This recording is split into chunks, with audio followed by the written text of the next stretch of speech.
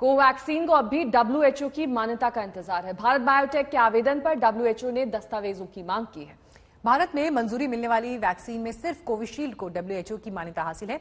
ऐसे में अगर कोई देश वैक्सीन सर्टिफिकेट को पासपोर्ट से जोड़ता है तो कोविशील्ड छोड़ दूसरी वैक्सीन लेने वालों को दिक्कत हो जाएगी।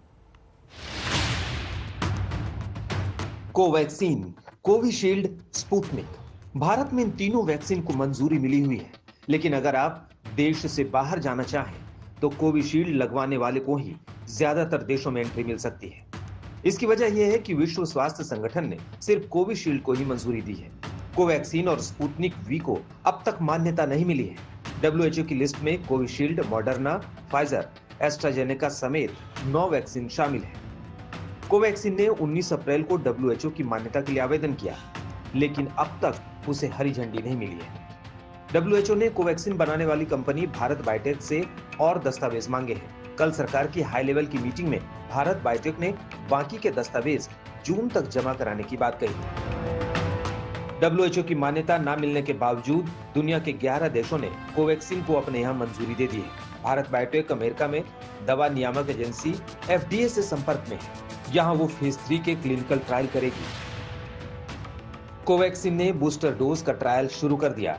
बूस्टर डोज के तीसरे फेज के ट्रायल में दिल्ली के एम्स में 18 वॉलंटियर्स को कोवैक्सीन की डोज लगी। बूस्टर डोज के तीसरे फेज के ट्रायल को अप्रैल में DGCI ने मंजूरी दी थी। आमतौर पर बूस्टर डोज पहले राउंड में लगने वाली रेगुलर डोज के 6 महीने बाद लगने वाली डोज ही होती है। बूस्टर डोज लंबे समय तक वायरस के खिलाफ एंटीबॉडी बनाए रखने के लिए लगाई जाती है। बूस्टर डोज का मतलब होता है कि इम्यून रिस्पांस को बूस्ट करना। जब भी प्राइमरी इम्यूनेशन कर लेते हैं, प्राइमरी इम्यूनेशन इसके लिए कोविड के केस में फर्स्ट और सेकेंड डोज है, 2 डोज देने के बाद जो है हम फिर बूस्टर डोज की बात कर रहे हैं, एक एविडेंस जनरेट करने के लिए कि हो सकता है बूस्टर डोज जो है इम्यूनिटी बूस्ट करे, प्रोटेक्शन बेटर हो, उससे हो सकता है न हो, तो अभी तो एविडेंस जनरेट करने की बात है। कोवैक्सीन की मान्यता को लेकर केंद्र सरकार काफी एक्टिव नजर आ रही है। सरकार ने कोवैक्सीन पर मान्यता का मुद्दा जल्द सुलझाने का दावा किया है।